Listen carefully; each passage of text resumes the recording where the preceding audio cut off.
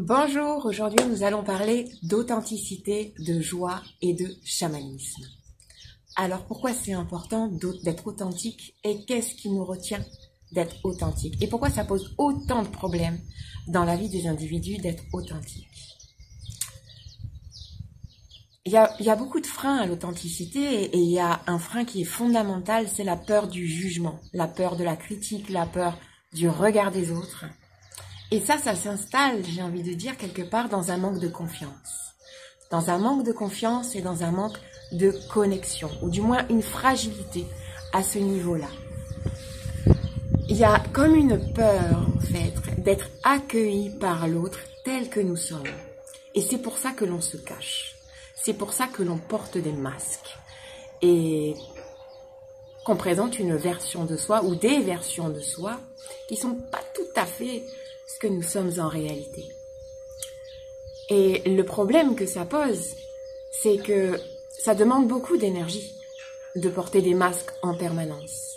Et en même temps, ça nous fait poser beaucoup de bouchons, on va dire imaginons que nous sommes une théière, et c'est comme si on mettait un bouchon sur une théière qui est déjà pleine, qui bout et qui va exploser.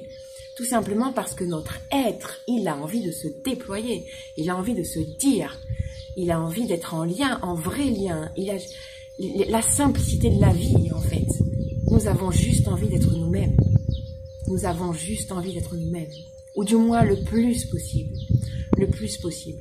Et quand c'est simple, quand c'est léger à l'intérieur de soi, c'est plus vrai. Voilà, c'est plus vrai. Et comment on fait, en fait, pour être beaucoup plus authentique? Eh bien, je dirais que ça commence par la connexion à son cœur. La connexion intérieure à son cœur et la connexion à l'autre. Et je vais vous partager ma vision des choses, mais dans ma vision des choses, on ne rencontre toujours que soi-même. Il n'y a que le soi qui est là, dans une multitude de formes, en fait, et on se rencontre au travers de l'autre en permanence. Mais quand on arrête de poser l'étiquette « l'autre, c'est l'autre et c'est complètement différent de moi », il y a déjà beaucoup moins de freins à l'authenticité, en fait. Et l'authenticité, ça part d'une énergie de bienveillance envers soi-même et envers les autres. C'est-à-dire que si on projette sur l'autre le fait qu'il va nous juger, qu'est-ce que ça dit de nous? Qu'est-ce que ça dit de nos projections par rapport aux autres, en fait? Alors que si notre projection, elle est bienveillante envers l'autre, et qu'on le voit comme une bulle d'amour, qui va bien sûr nous accueillir comme nous sommes, ben c'est beaucoup plus léger. On a déjà beaucoup plus envie de partager, et l'autre aura aussi beaucoup plus envie de nous écouter. Voilà. Vous savez, j'ai participé à des retraites de femmes, à des cercles de femmes, et en fait, ce dont je me suis aperçue, et qui est d'une évidence absolue à chaque fois dans les cercles de femmes, c'est que c'était un moment idéal, en fait, pour juste se regarder les yeux dans les yeux et se rendre compte que l'on se rejoint sur tellement de choses. On a à peu près les mêmes histoires, les mêmes conditionnements, les mêmes peurs, les mêmes limitations, les mêmes aspirations, les mêmes désirs. Et en fait, c'est quand on se voit dans cette ressemblance, en fait, plutôt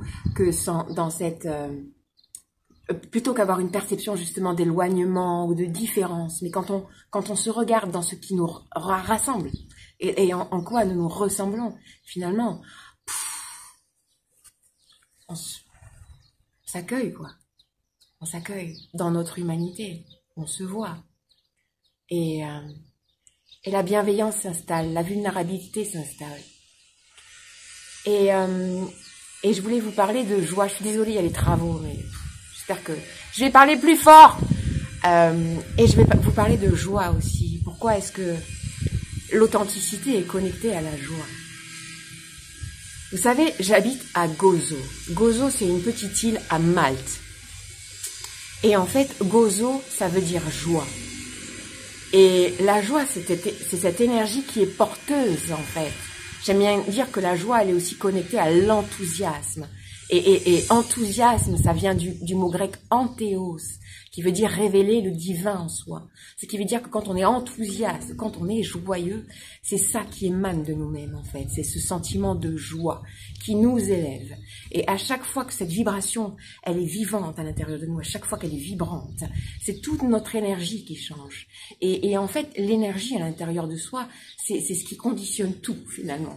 C'est ce qui conditionne le genre de pensée que l'on va capter, ce que l'on va croire, les opportunités qui vont s'ouvrir à nous. C'est la façon de voir les gens, c'est la façon de voir les mondes, c'est la façon de voir soi-même, c'est le regard qu'on porte sur la vie. Et c'est important de cultiver cette joie. C'est important de cultiver cette joie. Et au début, je vous disais qu'on allait parler d'authenticité, de joie et de chamanisme. Parce que ce que je fais dans la vie, c'est ça en fait. Je suis leader de cérémonies chamaniques. Et je co-organise aussi des retraites chamaniques. Et pour moi, le chamanisme est très connecté à la joie. Et ce matin, c'est rigolo parce que je lisais une publication dans un des groupes chamaniques dans lequel je suis. Et ça parlait justement du chamanisme et de la joie. Et comme quoi les chamans sont très connectés à la joie. Et il y a un autre mot clé, c'est la connexion. C'est la connexion. Pourquoi j'ai choisi le chamanisme? Parce que pour moi, c'est le symbole de la connexion en fait. Pour ceux qui me suivent sur Facebook, vous allez voir, je vous rabâche dans mes publications sur les bienfaits de la gratitude, sur les bienfaits de la connexion. Hier, je vous parlais du feu, de sa connexion avec le feu en tant qu'élément extérieur mais intérieur, parce que les 4 éléments sont la matrice de la création et nous les avons tous en nous. Tout ce que l'on voit à l'extérieur, on le porte à l'intérieur. Et vous pouvez y aller, c'est à tous les niveaux. Et l'idée, c'est d'être connecté à ça. Et nous sommes des êtres de connexion. La première des connexions qui est importante de favoriser, c'est la connexion à soi. Et qui va refléter aussi la connexion que l'on a dans le monde. Et donc, le chamanisme, c'est cet esprit, en fait. C'est cette pratique, c'est cet art de vivre connecté avec l'ensemble de la création. Et j'ai choisi le chamanisme parce que quand j'étais petite, j'étais animiste, naturellement animiste. C'est-à-dire que je voyais l'âme et l'esprit dans toute chose. Et plus cette connexion elle est favorisée, plus ce regard s'oriente sur effectivement la vie, en tout l'esprit, en tout l'âme, en tout. Plus la joie émerge. Plus le goût pour la simplicité émerge, plus le goût pour l'authenticité émerge, plus le goût pour la connexion émerge. Et quand vous êtes connecté avec tout, vous n'êtes plus jamais seul. Vous n'êtes plus jamais seul. Là, par exemple, je suis en train de sentir le vent qui me caresse la peau. Merci le vent. En tant qu'être, merci le vent. Tous les jours, je fais des exercices de respiration. C'est la lumière que j'inspire, c'est l'esprit du vent que je remercie en tant que médecine. Quand je bois un verre d'eau, c'est pareil, je bois les eaux du monde. Quand je me connecte à la terre, c'est pareil, je me connecte à la profondeur de mes racines. C'est ça le chamanisme, c'est une pratique intense de connexion à tout ce qui est. Et plus vous pratiquez, plus vous voyez, plus vous rentrez en connexion avec l'esprit qui est en toute chose. Et avec le vôtre aussi. Et voilà. Donc, et ce sont des connexions qui sont authentiques. Parce que basées sur l'amour, sur la gratitude, sur la reconnaissance. Sur la reconnaissance de l'unité et sur l'expression de l'individualité. L'expression, c'est aussi un de mes maîtres mots. Parce que tout n'est qu'expression. La nature, par exemple, c'est une expression créative de la diversité et de la magnificence. Et nous sommes nature. Et nous sommes une expression de ça. Et nous sommes créateurs aussi. Et l'idée, c'est ce que j'aime bien partager aussi, c'est de créer à l'image de la nature. De créer avec force, avec puissance, avec beauté, avec majesté, avec enthousiasme. Dans un esprit de connexion, de complémentarité, si on regarde la nature. C'est pas la guerre des gangs dans la nature, c'est un esprit de complémentarité. Tout ça vit dans une bonne intelligence. Et donc voilà, s'inspirer de la vie, s'inspirer de la nature. Comment ça fonctionne à l'intérieur, c'est comment ça fonctionne à l'intérieur. Comment ça fonctionne à l'extérieur, comment ça fonctionne à l'intérieur. Et c'est aussi le sens du mot yoga. L'union entre le monde intérieur et le monde extérieur. Donc voilà les amis, j'espère que ça vous aura inspiré un moment de connexion avec vous-même, avec la vie. Hop, là, vous regardez ce qui se passe autour de vous. Est-ce que c'est possible de porter un regard différent? Différent. Animé. Animé. Animé de cet amour pour la vie. De tout regarder comme l'expression du divin. Et quand vous faites ça, vous savez, j'ai aussi tendance à dire qu'il y a des mondes dans les mondes, en fait. Et c'est toujours une histoire de connexion, en fait. C'est à quoi vous vous connectez. Si vous avez un regard qui est fermé, vous allez vous connecter à des mondes qui vont refléter la présence qu'il y a dans votre regard. Si vous avez un regard qui est amoureux, vous allez vous connecter au monde, dans votre réalité vivante directe. Parce que votre réalité, c'est un ensemble de mondes, c'est des portes dimensionnelles que vous fermez et que vous ouvrez en permanence, en fait. Et c'est votre état d'être qui détermine à chaque instant la magie du moment présent, les amis. Quelle porte vous ouvrez, quelle porte vous fermez. Voilà. Et enfin, une dernière chose. Je me présente. Je m'appelle Audrey. Et c'est mon cactus. Il s'appelle Cactus. Il s'appelle San Pedro. Et ce que je fais dans la vie, c'est que j'enseigne. J'enseigne dans le domaine de la spiritualité en ligne. Je suis coach spirituel, il fallait trouver un nom, hein, mais c'est très holistique ce que je propose. Et j'organise des retraites. Je suis leader de cérémonie chamanique pour certaines médecines. Et je co-organise aussi des retraites avec des chamans vénézuéliens pour d'autres médecines, plus d'Amérique du Sud. Et justement, si l'authenticité est quelque chose qui vous tient à cœur, et là je m'adresse particulièrement aux femmes, même si pour les retraites, je m'adresse en général à tout le monde, que ce soit les hommes et les femmes. Donc si vous êtes un homme et que ça vous intéresse, vous pouvez toujours me contacter.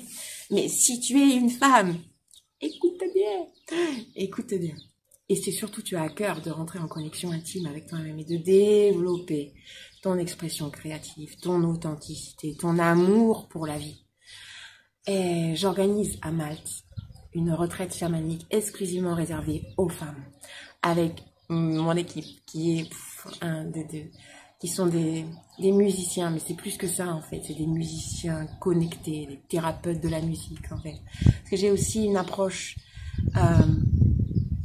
très connectée à la musique. Merci la musique quand on y pense.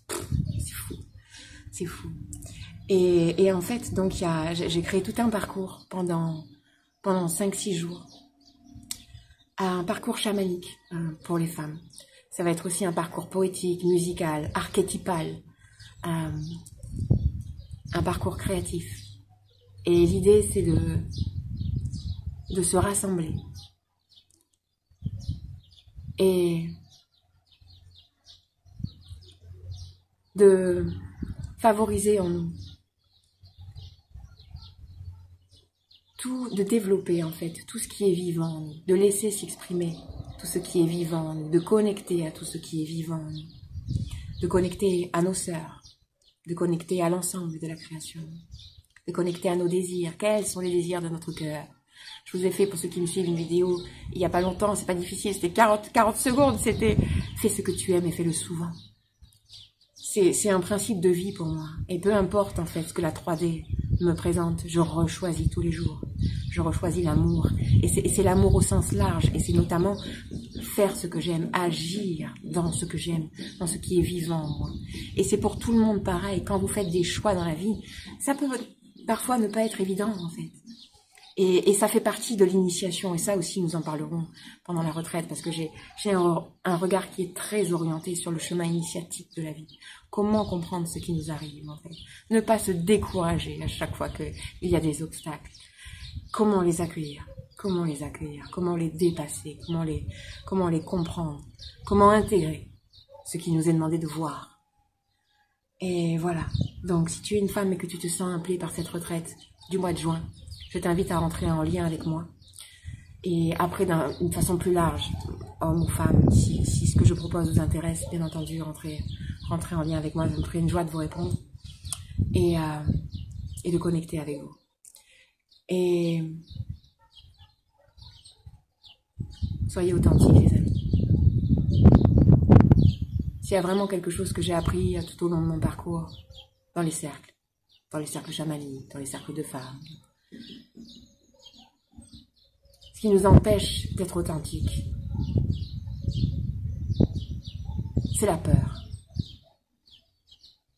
C'est la peur de ne pas être accueilli dans le regard de l'autre. C'est les jugements que l'on projette sur les autres et qui nous renvoient en premier les jugements que l'on porte sur soi-même.